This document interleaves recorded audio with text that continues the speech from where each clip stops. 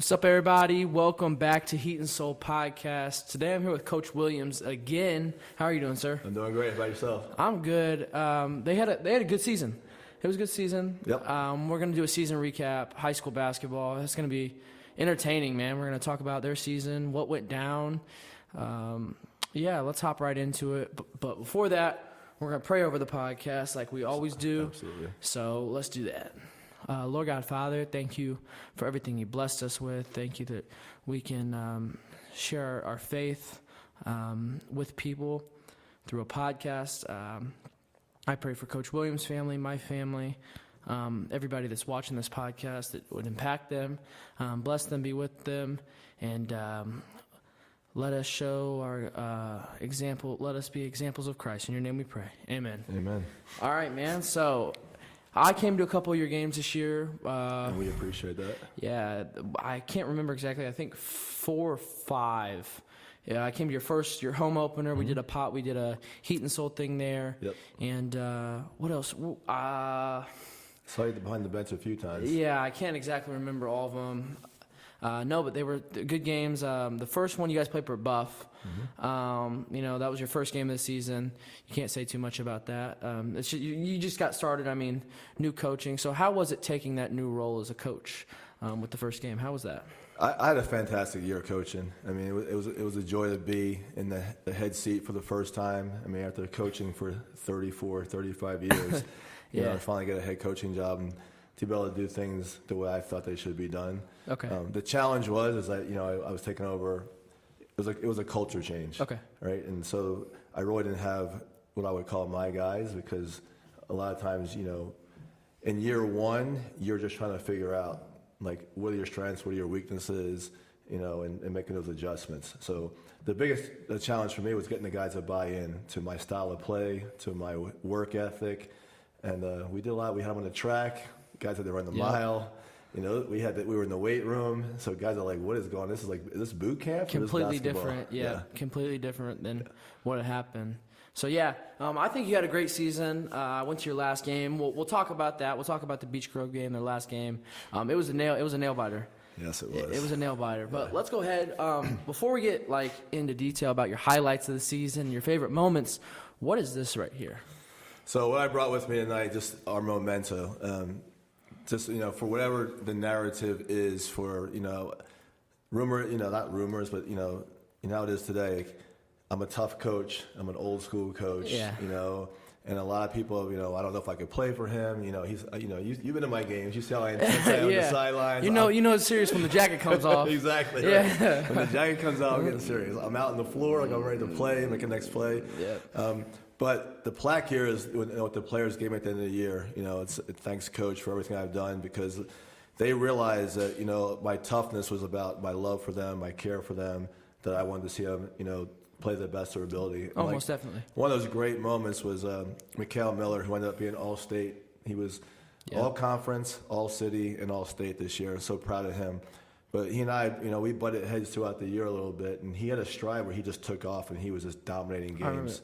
And I pulled him aside after a game. I said, I go, what was it? What's clicked for you? And he's like, Coach, in the beginning, he's like, I just didn't understand. He said, but once I realized that I thought I was a good player, but you wanted me to be better. Yep.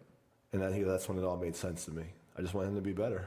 That makes sense. And he had a great, I think the first game I actually saw him take over, it was the Park Tudor game. Yes.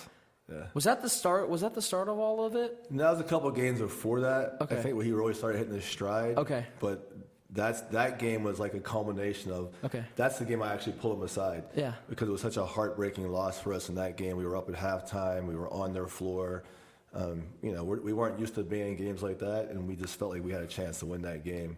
That was a hard one for all the guys, to take, but they left it all on the floor. So that was like a precedence for us to, if we leave it all on the floor, we can play with anybody. Yeah, no, they had a lefty. I don't exactly know his name, but he hit killed us. 8 threes. Yeah, and they ran that same cool action. I think we ran that offense for school ball this year, and we called it Louisville, but it was like a corner, and it was a corner kick, and he had about 8 of them. And he was about 5 or 6 second half. He didn't make his money in the first half. No. He got hot in the second half. He got hot once he caught that hot hand. Yeah. You guys got in trouble. But that's with anything. And then what were, like, some of your favorite highlights of the season? Because I know you had these. I know these probably meant a lot to you, like, as a first-year coach, having the plaque and, like, your players really appreciating you. But, like, what were some of your, like, favorite moments of the season?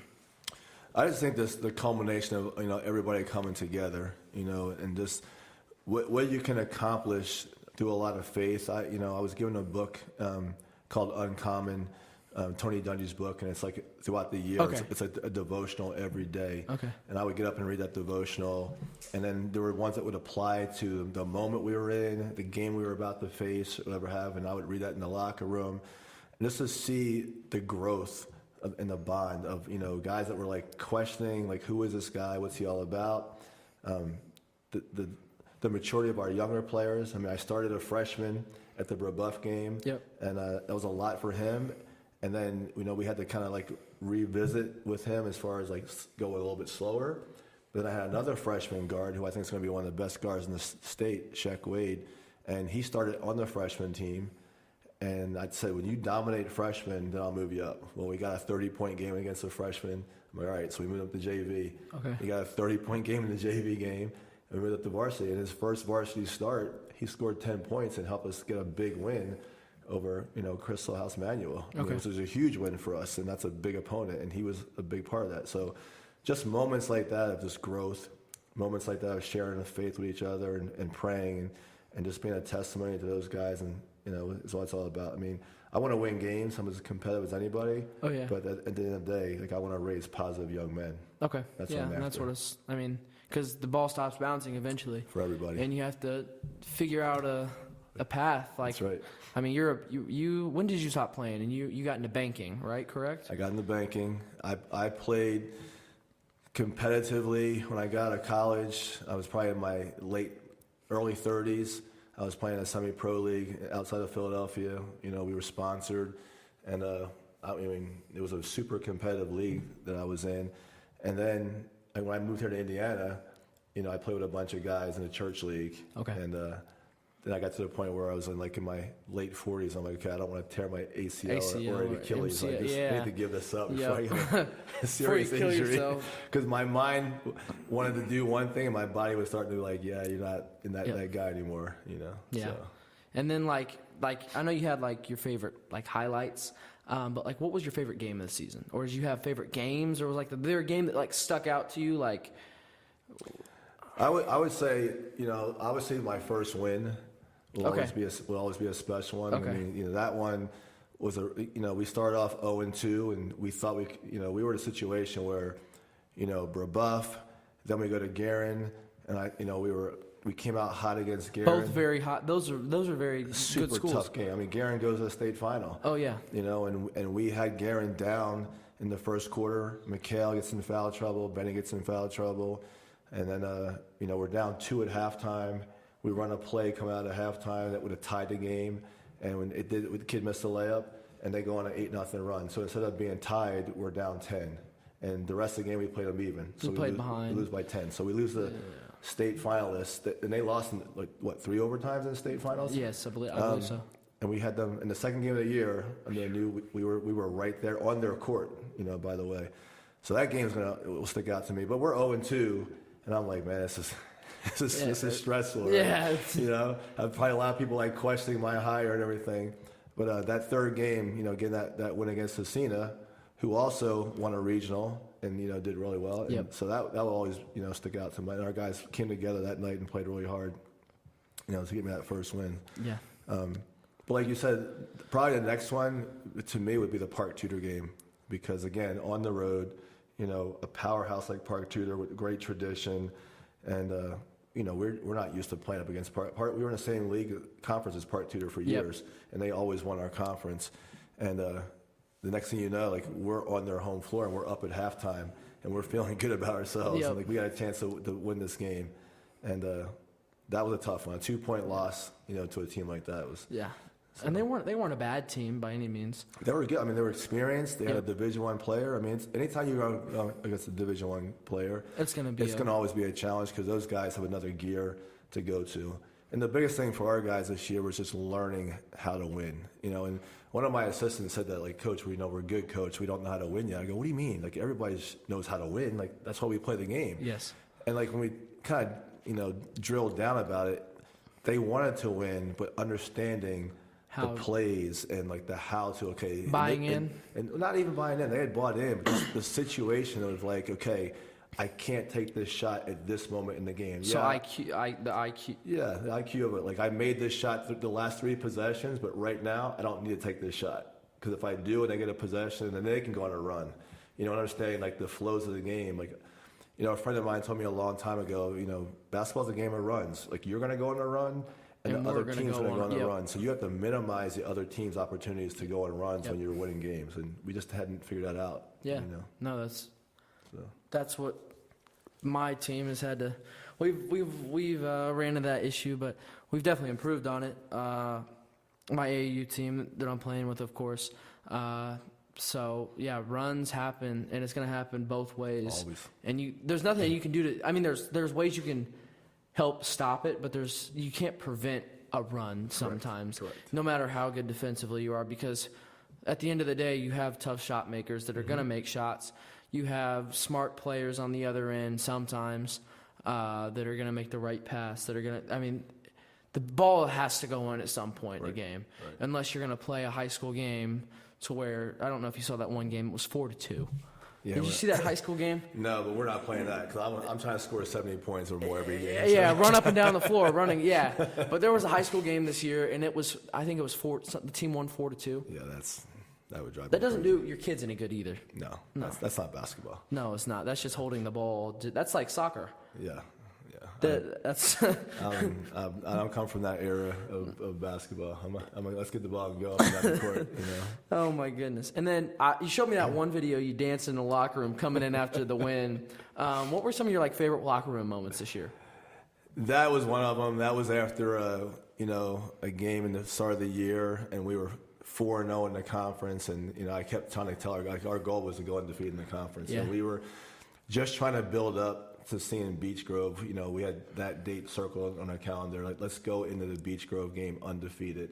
And so to start the new year off with that one, and that's who was that against? Monrovia. Okay. And I just trying to show the guys, after all the discipline, on the track and everything, I kind of hit a point where these guys are giving me everything now. They're starting to buy in.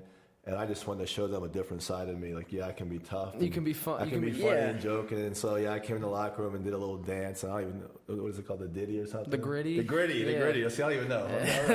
So I came in there doing the gritty, and the guys just lost it, Man, he crossed his feet and everything. It was not the gritty. It was something else. I don't know what that's called. But that's not the gritty.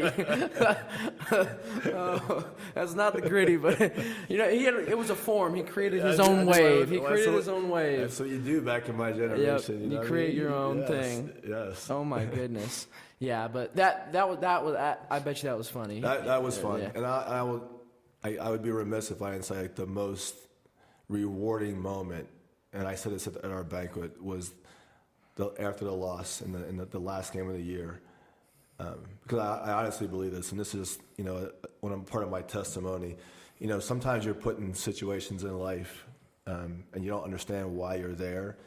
But I told him, it wasn't our time to win yet. We needed to lose that game, as heartbreaking of a loss as it was. We needed to lose that game to set the precedence for what we're trying to establish for the future. I'm serious. I'm trying to build a powerhouse at Cardinal Ritter High School, and people might think I'm crazy. They've had 6 winning seasons in the last 30 years. But I came in there with the mindset, we're going to change the narrative, and we're going to put people on notice.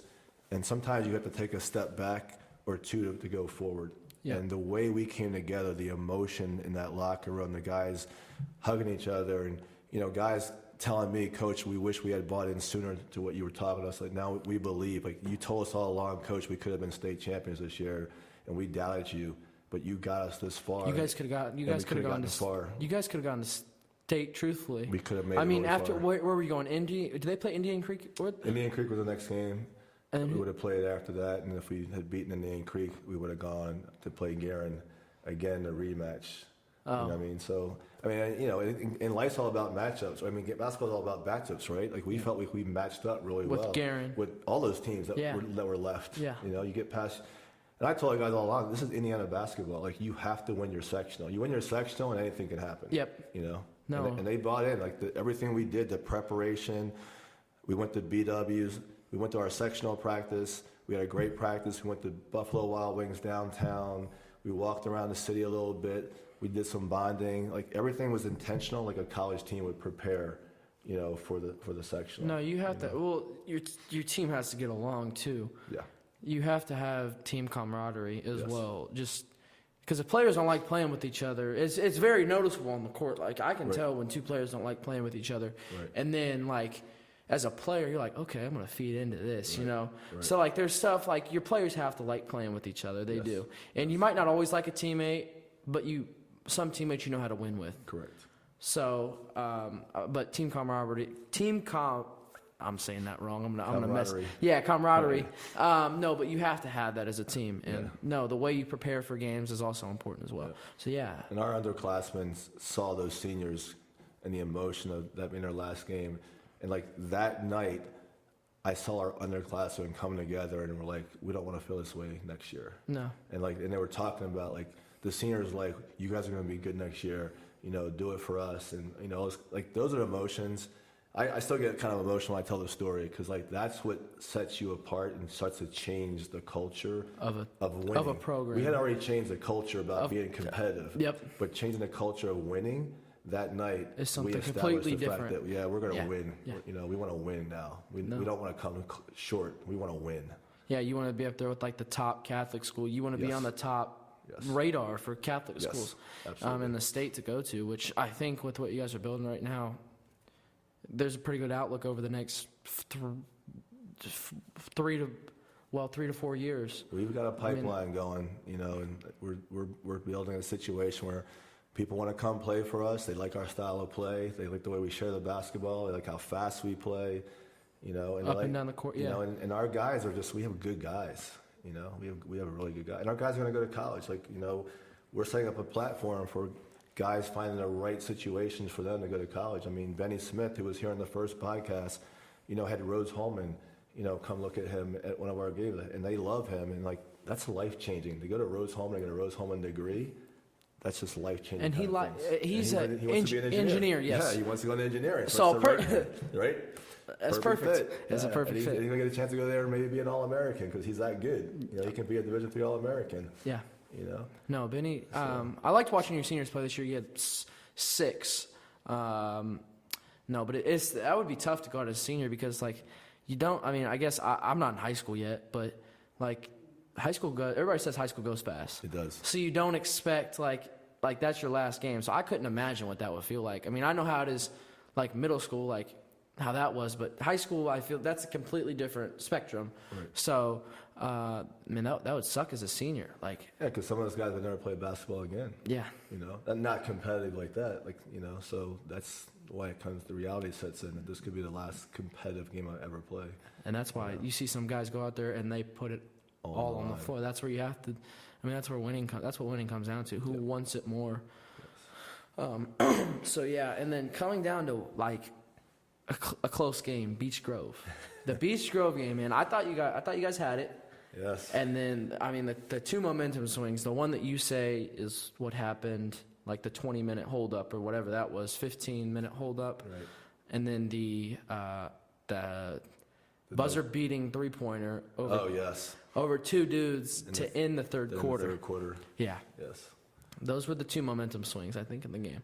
Because you guys were up what 10 at halftime? We were up 9. 9, 10. And then we, at the point of the first stoppage, for whatever reason, was, you know, Mikal hit an N1 and we were up 13. I saw a clip that someone had out there. We were up 13 with like 6:40 to go in the third quarter. So we're rolling. I mean, Oh, no. We had just gone, and like we were probably on the verge of, you know, extend that to maybe a 15, 20-point lead. Because we were feeling good. The hype was there. We thought we had them back on their heels. You had the crowd in it too. The crowd was in it. Our student section was fantastic. And For then, as small as your school is, you guys show out. We had a great showing. I was so proud of our student section for coming out. We had like a big bus and 2 small buses of students come to the game, and that was awesome. Especially when it's on the road, Yeah. And You need you're that. talking about a Friday and Saturday night when you're a high schooler, and you can do a lot of things. So that's why I personally thanked all of our students for coming, especially the Friday night game for the semifinal game. 'Cause that was the toughest game. Was that Washington? It was against Washington. Because that's the one you really got to win, Yep. you don't want to blow that one and not have a chance to No. play for the championship. Yeah. So I was on pins and needles that game, but the support we got from the students that night on Friday night, and then for them to come back, and we got a lot of, just alumni came back, and a lot of the teachers were out, and a couple of teachers told me, they've had kids that go to school there, like that was the best high school game that they've seen Cardinal Ritter play. I mean, just accolades like that was just, phenomenal. When we beat Lutheran at home, I had a guy come in the locker room. He's like, "Do you mind if I talk to your team?" And I said, no. He came in the locker room and he said, "I just want to tell you, young man, that's the best game I've ever seen played on Cardinal Ritter's home floor." Really? And that's a big compliment because there's been a lot of games played there. So those are some rewarding times that, we hadn't accomplished. That people don't actually, they don't see the actual award. It's just like you see as a coach. Yes. Yeah, you don't. Yes. People don't see that out in the public, but that's Right. more private and with the team. Correct. Yes. So, no, that's a big. I mean, Yeah. to have your first year and say that somebody that's watched Ritter basketball that long and say that's the best game. I mean, that's a goal itself. I mean, that's amazing. That's amazing. Well, we wanted to put a brand of basketball on the floor that would be exciting, put fans in the stands, get people to come out and want to watch us. I tell the guys, like, you have to go out and win your students over. You got to win your classmates over. You have to want them to come watch. That's why I went to a lot of our girls' games. I went to volleyball games. I went to Track meets football. because I want everyone to see that I'm going to support you. Hopefully, they would reciprocate the support Yep. us, and we did get a lot of support. No, especially even- on the road. We had some students follow us on the road some games, which was really cool. Yeah, you need that too. I just don't think it's all basketball. I mean, momentum even comes with the crowd. Yes, absolutely. Momentum even comes with the crowd. And that's like small stuff that people don't see. Well, I mean, people see it, but they might not perceive it that way. Right. But the crowd definitely plays a part in a basketball game. No doubt. Yeah. You need that energy level to get you all hyped up. Oh, no, you do. So I can save my voice. And And the coat doesn't come off. exactly. Yeah. You're in trouble when that happens. And I don't rip my suit jackets. That's why I take the coat off. And then getting into like next year, what are you looking forward to next year? State championship? Are we coming on here and saying, are we looking for a state championship? That's always the goal. We're looking for a state championship next year. It's never easy. Because you have to win a sectional. People first. don't understand actually how hard it is to win a state championship. It's hard because it's hard to win a sectional in Indiana. Yeah. That's probably the most pressure a teenager is going to probably ever feel, around something as, I'll say as insignificant as a basketball game, because there's more important things in life besides basketball. Yeah. But that's a lot of pressure, and Indiana basketball is Indiana basketball. So to be in that situation where you've got one chance to win your sectional, to get out of your sectional, and anything can happen, and I feel like I said, us losing this basketball is going to carry around with us. Was that the game ball? It's a runner-up basketball Okay. that you get from the IHSA. It's got the stamp on it. The champion gets the game ball, and the runner-up gets a runner-up basketball. And we had all the players sign it. Our president signed it. Our janitor signed it. Like everyone that we thought had an impact in us being successful. I think everybody. Our janitor, I thank him all the time because he cleans up the locker room and does those kind of things. That's the small stuff keeps people the don't floor see. clean. Players like coming into a clean locker room. Nobody likes coming into a crappy locker room. Yep. Keeps Nobody. our floor clean for us. So just a little thing like that.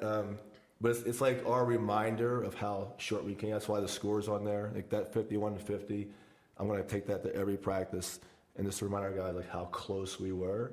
And like if you want to take a sprint off, if you want to take a day off from practice, if you don't want to do one more rep, whatever the case may be, like remember that 1 point loss. Remember that locker room and how we felt coming out one possession short. Yep. And it was a controversial possession. I think if Mikhail gets fouled, goes to the foul line, and we make 2 foul shots, it's different. But like I said, I don't think we were ready to win. I think we didn't put the work in consistently all year. We caught on late, but I think now our guys know that from day one, we got to put the work in. It has to be And I serious. think we've got 8 guys coming back. We got some incoming pieces that are going to surprise people, and I think we're going to be really good. All right. I think we're going to be really good. I'm super excited about this thing. I just watched the other day our open gym, and we had 5 guys on the floor, and they were playing like phenomenal together, sharing the basketball, playing physical. And I'm like, I looked at one of my coaches. I'm like, and we're missing 3 guys who started for us. And if our younger guys are playing like this, and our bench is playing like this, and they're trying to figure out like what the work it takes. Yep. And then we don't even have the incoming pieces on the floor yet to see what they can do for us. I'm like, yeah, this could be a fun year. It could be something. No, but I'm excited to watch what happens next year. Hopefully you guys can compete with the top Catholic schools. Have you seen your schedule yet next year? I haven't seen the schedule. It doesn't really change much. I mean, your conference. Burbuff, you guys will play Burbuff first game probably. And it'll be at their place. So we'll be on the road. Okay, because it was at Ritter last year. Yes, okay. Garen will come to our place. So those things they're fluid because they can change based on teams that have football teams. If they go late in the state playoffs and they want to push their games back and move it around. You have the to be determined games, yeah. Right. So we have Lutheran's on our schedule. They got a good football program. Burbuff has a good football program. Garen's football. You know what I mean? So you never know how your opening part's going to be. I'm not as worried about that. I think we should be a top 20 team next year. Okay. I really do think that we deserve that respect, but we got to earn on the basketball court. Like I told everybody, no one's going to give Cardinal Ritter anything. We have to go out and take it. We're not going to get the calls. Maybe we're not going to get the benefit of the doubt. So we're going to have to go out there in the court and we're going to have to take what we want. You need 5 dogs on the court. Yep, and that's I tell you what, they adopted my personality this year. I'm a Philly guy. And everybody, that's like the big joke, of that's Philly. Is that how it is in Philly, coach? Or they'll make a reference to that's Philly D or something like that. Oh, from my background. But they really did adopt my personality. Okay. They were gritty. Our guys are gritty, and we were never out of a game. We may have had, I think we had the Beach Grove game at their place. They smacked us in the mouth hard. And I remember telling the guys in the locker room at the Beach Grove game, we lost by 27. And that was basically for the conference championship. We were both undefeated, right? A lot of pressure in that game. And I said, that's okay. I go, we will probably see them again, and the outcome will be different. It will not be I'm telling you guys, it's not going to be like that. Because didn't they shoot the lights out? Oh, they killed us, yeah. We played a zone. We thought we could stop them in the zone. They shot the lights out of the basketball? They hit their first 4 out of their 5 threes or something like that. Oh. And then I came out of the zone early, probably shouldn't have, and then they just had us in the ropes. And we had practiced zone all week to stop them. And I think our guys were kind of we practiced zone all week, now we got to go to man. And I think the confidence level wasn't there. But when we were going for the sectional game, we had our coaches meeting and we were plotting a strategy. And we're gonna play zone, coach. And I sat there and I slept on it. And I woke up. I remember waking up and I'm like, no, we're playing man. So I called the coaches the next day. I said, you know what? Screw this. We're going at these dudes. I'm not going to play back now. I go, let's get our guys ready to go out there and go mano a mano and play man to man. And if we lose, we lose. But we're going to go right at them. You take their best shot. Yeah, we gave them. And so that was one of those defining moments where strategy over my ego and my Philly toughness kind of overrode the strategy part of probably let's just go at them. Yeah, there's nothing. But I like man-to-man defense. I do too. I'm not a zone guy, so I think there's reasons to play a zone, but I like playing man-to-man. Yeah. Definitely. I also like pressing 2-2-1. That's my favorite press to run. Yep. 2-2-1. But I'm excited to see what you guys do next year. It'll be interesting to see who comes in. I don't know who you guys have, but it'll be interesting to see what's going to happen next year. We're excited. It's going to be I think we'll get a lot of fan support again, and I think it'll even be bigger this year, just because the way you guys left it at the Beach Grove game. Yes. And I think people will show out even more. Yes. So I think you might have to make the gym a little bit bigger. You might have to knock the front entrance out and put some more bleachers breaking in. some fire codes or something. Right? Yeah, or something. I don't even know. You might have to extend the bleachers. I don't know. I don't know how that's going to work. The stage might have to become. There you go. Put some riders on the stage. Yeah, but you guys have the band up there, so there's. Yeah, we do. Yeah, you can't kill the band. No, You don't have a bad band. For as small band. as a school you guys are, you guys show out. Yeah, I mean, it's a family atmosphere. I mean, the school is great. It's small. It's under 500 students, but it's a close knit. Everybody knows each other. There's a lot of fun events.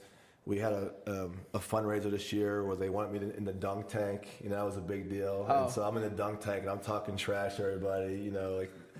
So that kind of thing. So Did you guys do a student versus staff basketball game? We had a student versus staff basketball game. I got super chippy this year. We lost for the first time on a buzzer beater. Did you miss a shot? No, I didn't miss a shot. The kid hit a shot that I actually cut from the team. shot. And that was like the big joke in the. That wasn't really a joke because I hate to lose, but. Yeah. Oh, that's bad. That was bad, yeah. That's bad. That's bad. But it got super chippy, in that game. It was competitive. It was a 1-point loss at the buzzer, so. Was it all, could all students play, or did you have to sign up? Because we did the girls and boys basketball team. That's how we played our students for staff. How'd you guys play your students for staff? No, it's just anybody can play, and they kind of get in the line. But they were strategic about it. I don't know how most people do it, but all the students we had supposed set to play, rotations. Right. They put their best, because we were up big on them when they were doing the rotation part. They put their best players on the floor for almost the whole second half. Oh, yeah. There's not much you can do about that. And I'm I had to kind of tell them, they interviewed me after the game because we have our TV station. And I'm like, well, they have to just remember this. They got the 60-year-old version of me, not the 30-year-old version of me. And I think and a lot of students they had no idea I was that old. Oh, really? Holy cow, coach! You look good for your age. I'm like, I'm still competitive, but I'm not going to kill myself either. You're not going to tear an ACL or an MCL as we were talking about earlier. Right. Yeah, man. And I'm not in the shape I used to be in either. I mean, I might look it, but I'm not.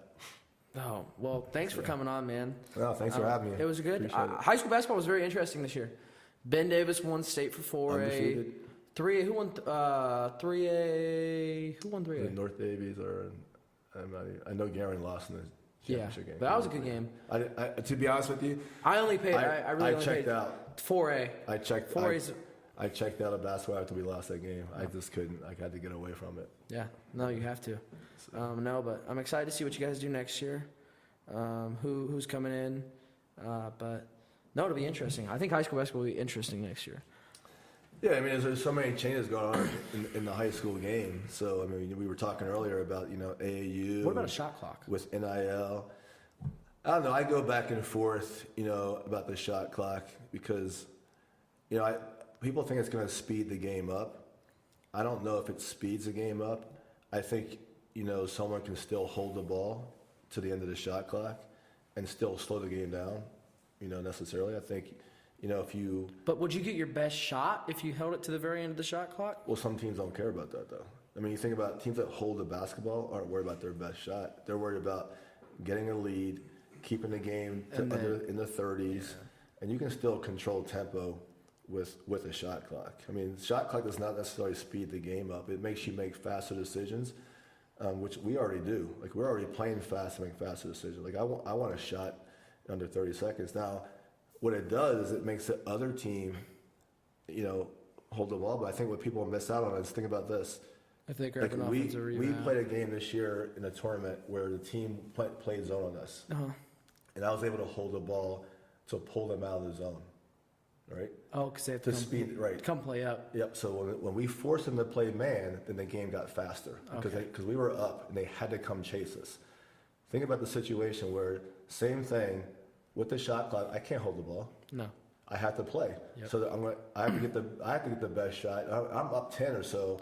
I want to come up, and we ended up winning that game by 25. Uh-huh. It was an 8-point game.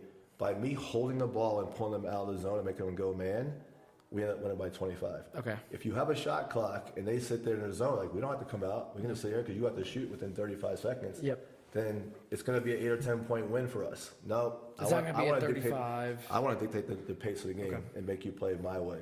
No, okay. I didn't think about it that way. But some schools do hold the ball for way too long, and it does get frustrating. Especially, I mean, further down south you go, sometimes it's more down south, I think. Like, I don't think it's north or south. I just think it's the style of coach. I think it's what you've been, raised on, or what your experience is as far as a coach. I had a conversation the other day. Like I thought back to like my coaching, being raised in Philadelphia, and I thought I went to the Big Five games. Like that's like a lost thing in Philadelphia. The Palestra, the Big Five games. But think about this: when I was 11, 12, 10, who the Big Five coaches were? Paul Westhead was at LaSalle. Everybody knows Paul Westhead, Loyola Marymount, up-tempo, coached the Lakers, fast. Jimmy Lynam was at St. Joe's. We had Chuck Daly. Okay. Was at Penn. Okay. You know what I mean? John Chaney was at Temple. So, those are some, the legendary coaches in the game that I had a chance to watch, when I was a younger player. Okay. My uncle played at UCLA for John Wooden, so I got to feel that up close. What's it like to play for a legendary coach, And I got to hear all his stories about Coach Wooden. My uncle's he's my special advisor to me. Okay. That he's my sounding board. I call him out in California. He's retired now. He's on the golf course, and Yeah. I try and catch him and hey, I'm thinking about this. What do you think? And he's he'll watch film, he'll watch our games, and give me some insight. But when you think about coming up under that, I only know one way to teach the game and how to play. So that's my style. It doesn't work for everybody. Okay. If you came up under a coach that was hold the ball, that's how you're gonna. Yeah. See, I like to run and gun. And I don't even call it that anymore. I just call it controlling the tempo. Controlling tempo, yeah. You know what I mean? Because the idea of running and gun is AAU, right? Don't think. That's the one thing about our guys that we talked about was decision making. I want to play fast. Well, you need a smart decision maker. Let's make the right decision. Yep. No. You could be open, and next year, and I'm not even afraid to tell it. We're going to shoot a lot of threes next year. You know why? Because everybody played zone on us because they can't shoot. Because they have so many good guards. You couldn't really guard us man to man because our guards were so fast quick. and strong and quick. So everyone played zone, and we struggled shooting because we didn't have shooters.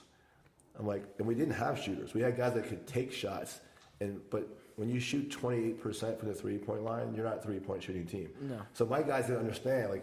Well, coach, why won't you let me shoot threes? Because we're not making them. Now, when you knock that percentage up to 45, 35, yeah. Give me 35, 38%. Yeah, we're just letting it fly. Yep. So every day in practice, we're shooting because I told the guys we need to be a 35% 3-point shooting team. And then it's going to be now how you're going to guard us. Because if you sit back in the zone, we're going to shoot you out of it. If you come out and guard us, we're going to be quick. So I already know, how people are going to guard us if they think that we can't shoot. So we're working a lot on shooting, and we're going to shoot threes next year. We're going to let people know, we're not going to. But I also can put 5 or 6 guys on the floor that can make threes. So it's a little bit different when you can put 5 guys on the floor. 6 guys that can actually hit them, yeah. And then bring guys off the bench that can make threes. That completely changes the game. Yeah. And I told my guys this year, I would tell them, they're like, Coach, I was open. I'm like, yeah, you're open for a reason because that's part of their strategy. To let you They want you to shoot because they know your percentage. The percentages are out on max preps. You do max preps? We do max preps. So all of our percentages are out there. So I print off that stuff. So I think some schools don't use max preps because it helps in your scouting. You know who's making shots, who's not making shots. So you can scout that way. Hey, let that kid shoot. He's not going to make it. He's shooting 18%. Or the concept of you're open, but one more pass. You're open and you're a 28% shooter. Okay. One more pass and he's 45. Okay. Can we make them one more pass and give that guy a chance? Just swing it one. So those are make that extra pass. Yeah. Those are the kind of things we have to teach our guys about decision making. We're going to play fast, but let's make the right play. Right play at the same time. But thanks for coming on, man. Thanks for having me. It was cool. Appreciate it. When was the last time we did it? June? It was July. It was after your high school. It was later than that. Wasn't it August or something?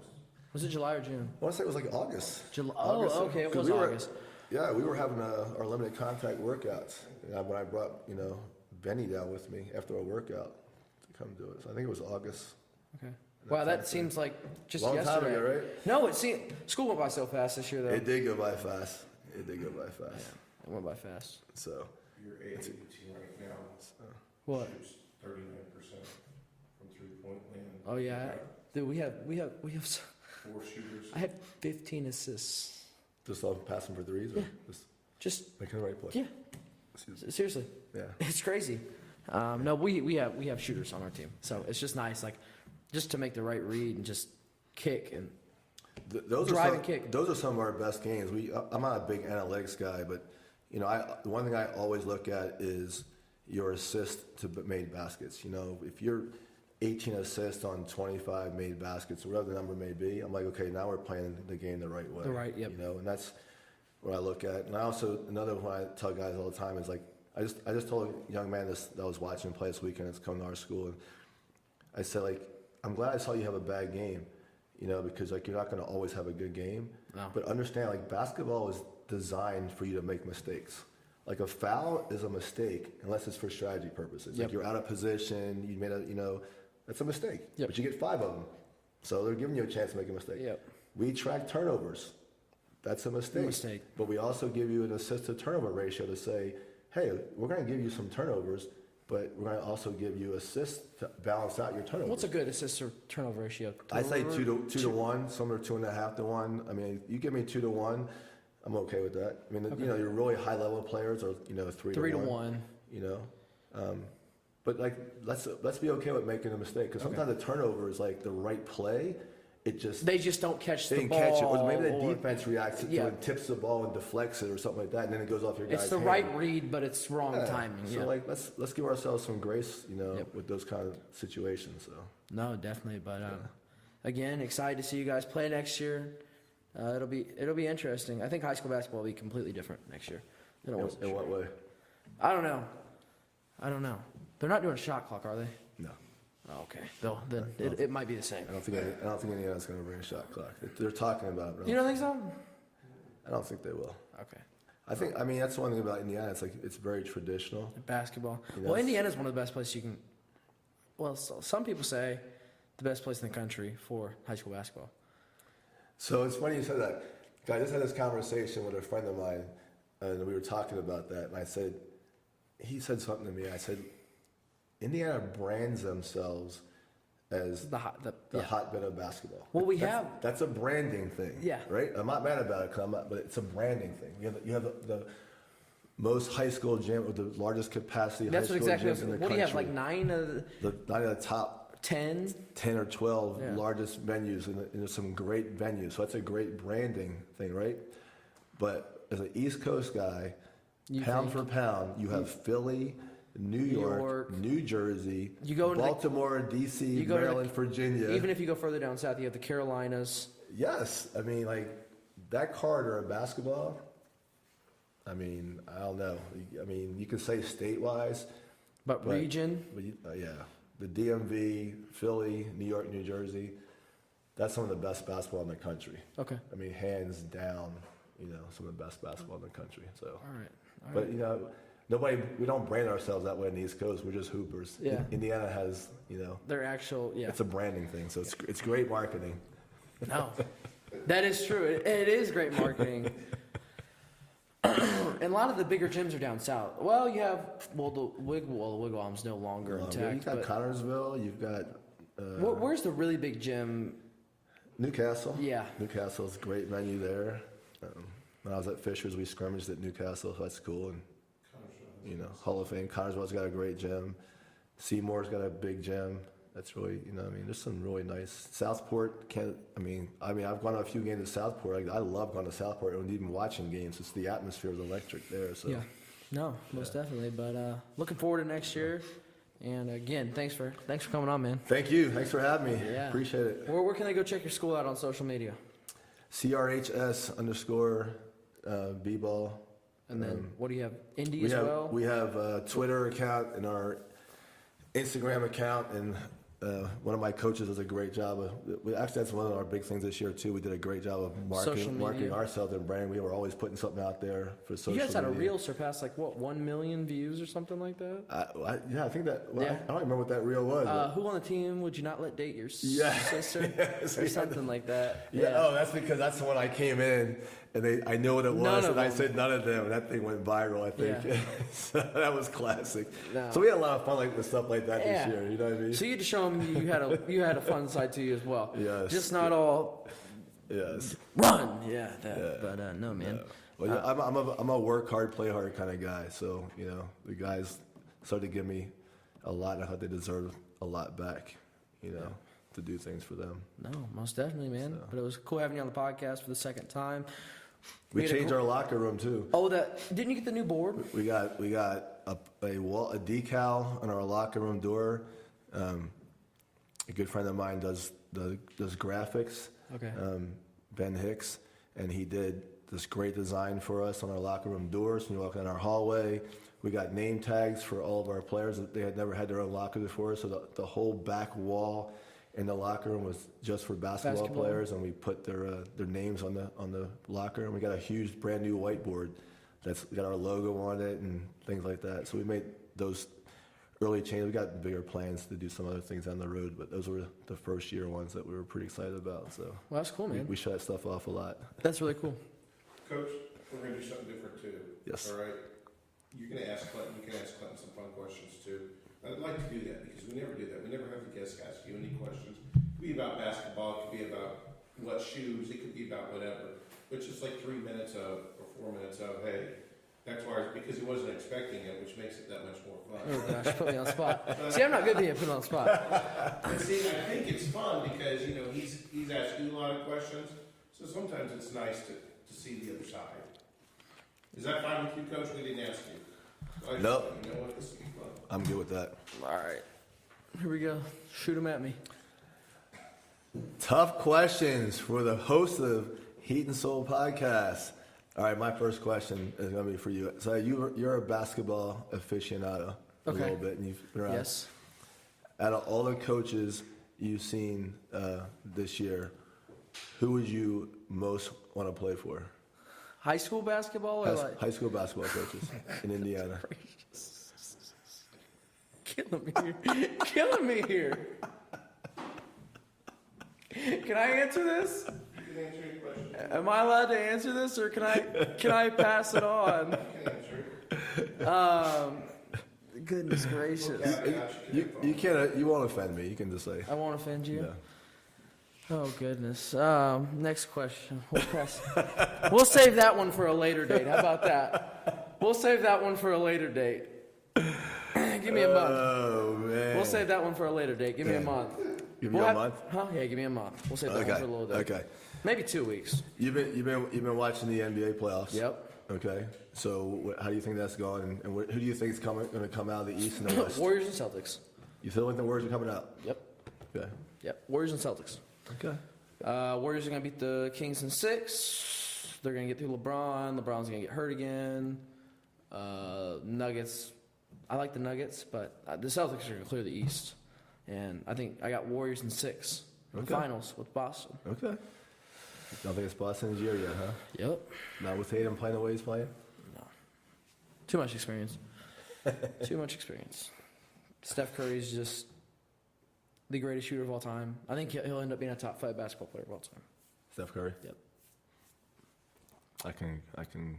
His shooting ability is phenomenal. So Oh, yes. I'll definitely give you that. Phew. And everybody knows I'm not a LeBron fan, so it's fine. Oh, I'm not a LeBron. You say I'm not a LeBron fan? No, I said everybody knows I'm not a LeBron Oh, fan, I'm so not a I'm LeBron okay fan. with that Yeah, conversation about him getting hurt again. Anthony Davis might pull something, not even in his body. I don't know. Something might be messed up with his head this time. I don't know. It feels like he's injured everything. All right, next question. What's your next question? I'm asking a college question, because given the NCAA's, and I was, again, having a conversation with my friend, because UConn won their 5th championship, and one of my friends is on staff there. And Okay. I was there in the summertime when they were preparing for their first one. Okay. When they won the first one, so he and I were kind of reminiscing. But given the current college basketball landscape, like what do you think you see? Because we didn't have any number 1 seeds for the first time. I don't make know it to a Final Four. These small, well, not small schools, but I think it's good for college basketball in a way. Mm-hmm. I think it's good because it shows like even if you're a top-notch school and you're a top school in the country, like even if you like it shows these mid-majors, but I think also the transfer portal has completely changed the landscape. Totally agree. Because you have these 5-year players that we were talking about before the podcast. Mm-hmm. You have these 5-year players that are coming in, so they're developed. They're developed and they know how to play. They've been there. They've done it. So you're seeing these players in the transfer portal going to these mid-major schools, like the San Diego, like the Aztecs. Yep. And then UConn. What was their average age? 24. Yeah, 23, 24, or something like that. Yeah, even with the COVID year, you're seeing these kids come in and they have experience, and then you're expecting these teams like Kentucky, who's going to be completely loaded with one and dones. Mm-hmm. They're going to go to league. I mean, they have a huge recruiting class. Sure. But you see these experienced basketball teams, and they come in there and they're like, and they stop them. Mm-hmm. So I think the transfer portal with these kids being older, more experienced, I think it's completely changed the scheme of basketball. So I think it's a good thing also for mid-major schools to, they're showing love. I mean, I would have liked to have seen the Florida versus Florida. They had a 50%, but they didn't. I mean, neither of them. They flipped 2 heads instead of 2 tails. Right, so, right. But no, I think it's a good thing for college basketball. No, I absolutely agree with you there.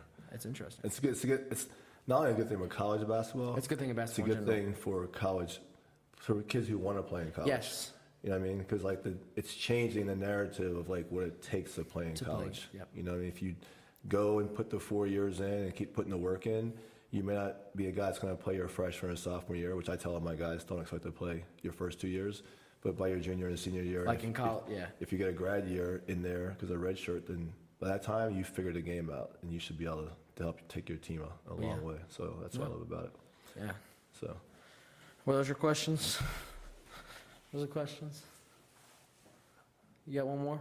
I'll throw another one actually. Yeah, for sure. All right. So you were talking earlier about your AAU team and you having 15 assists in in a game. What's the thing that you value the most as a player for yourself, and then what do you think the things you need to work on to achieve your goals of being the best player you can be?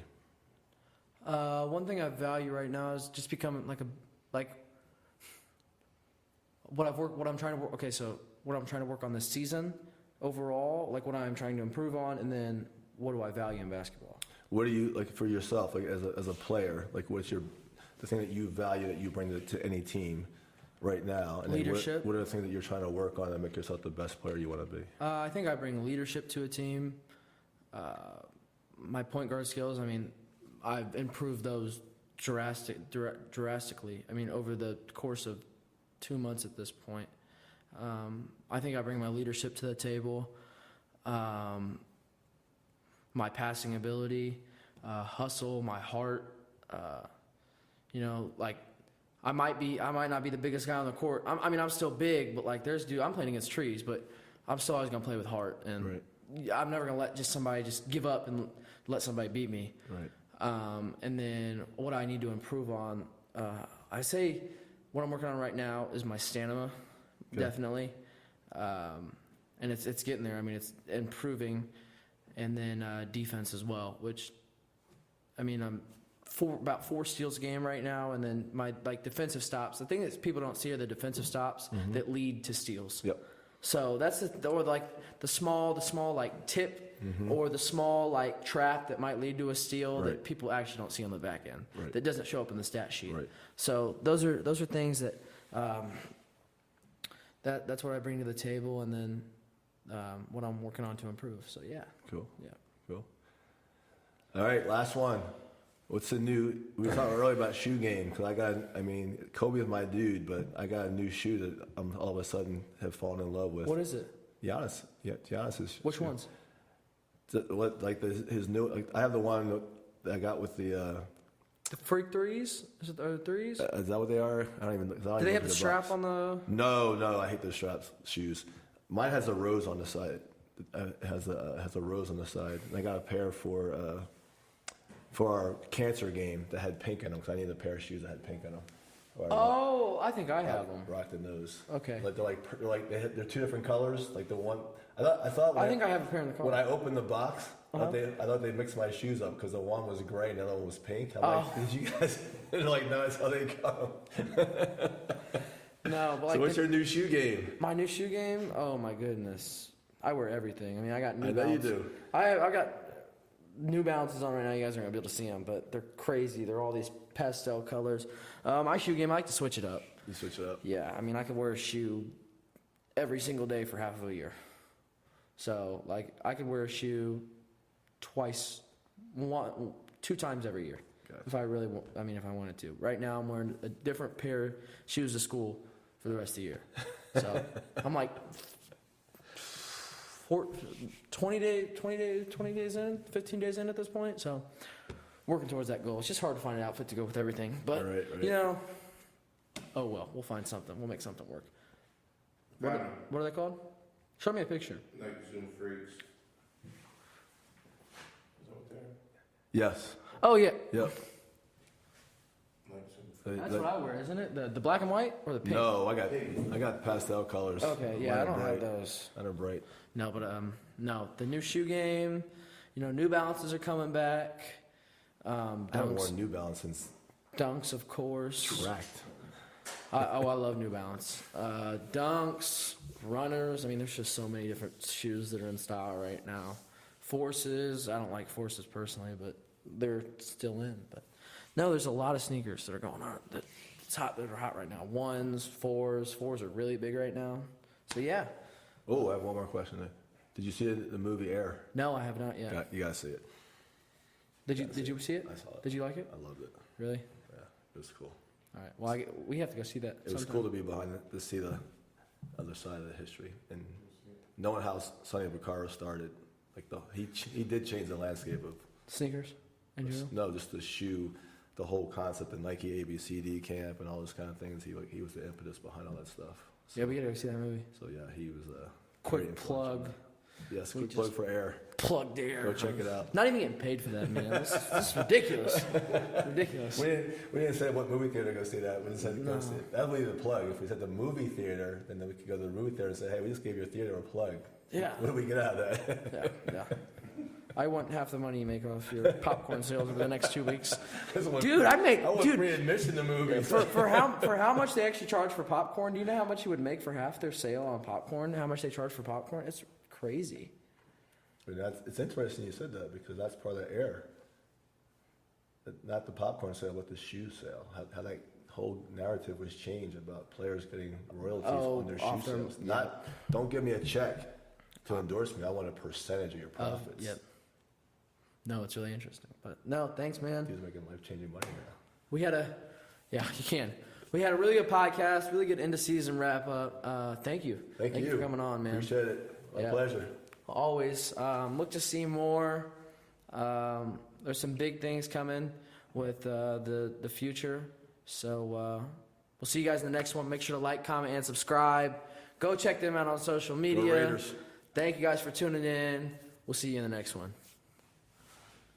That thing died I can't even tell you how long ago that thing died. Which one?